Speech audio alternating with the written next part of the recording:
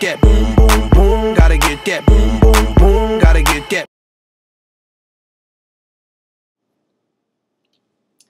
The definition of shading is the variation of color, and shading can create light, shadow, and even texture just by depending on how hard or soft you press your pencil.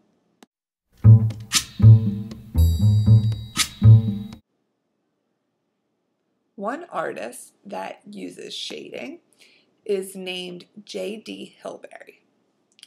And if you go to his site at jdhilberry.com, you can learn all about him and his different type of arts. So just a little bit about him is he was born in Wyoming, and he loves doing drawings with pencil, graphite, and charcoal. And here's one of his examples of his artwork. It's called Played Out, and it's done with charcoal and pencil drawing. So you can see the shading where it's dark. That's where he pressed really hard with his pencil or the charcoal. And where it's lighter, it's just barely being pressed down at all, and it's shaded very lightly. So it looks just like a real picture, but you know that he did it all by using this skill called shading. And here's just another example, and it's called Stucco Skull. And this one was created just by charcoal. And it's really cool because it looks like there's a shadow right there, but you know it's not a real shadow. That's just where he darkened and shaded more, and it creates the difference in the lighting of the picture.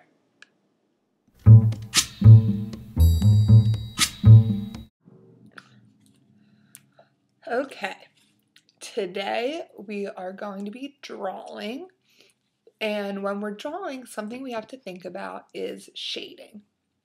So for shading, the first thing everyone needs to do is, let me see you hold up your pencils.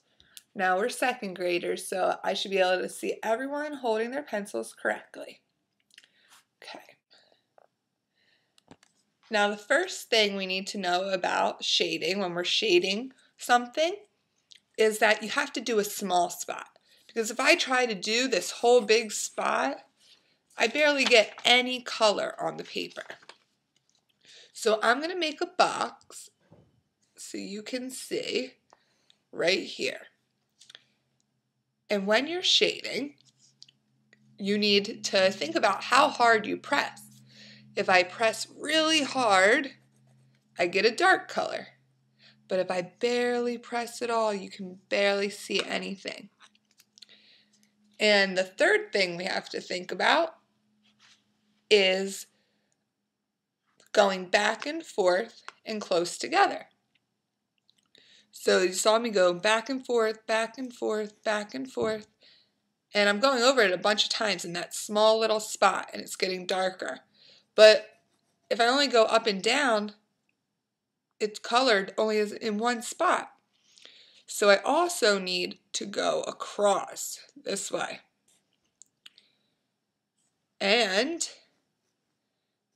so I'm going up and down and over. And right now I'm just kind of pressing, not hard, not light. And I'm just going up and down and over. Now if I want to make it darker, remember, I press hard. And then if I press a little lighter, it gets lighter. And I'm going lighter and lighter. And now it's all the way to white. Okay, so now I want to give you a close-up view. And you can see where it's light and dark, but I'm going to draw another square right now. And so you can see it up close. I'm just going back and forth and over. And my pencil was really light, so you didn't see those dark spots there. But right here you can see where if I'm just back and forth pressing harder, it shows the dark section to the light.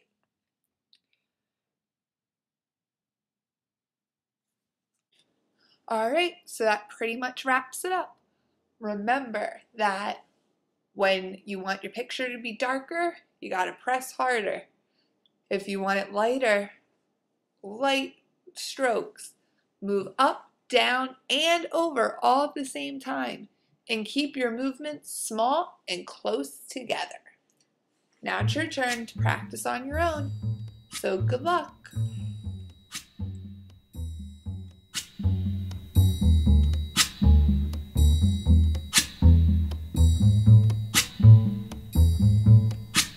When the night has come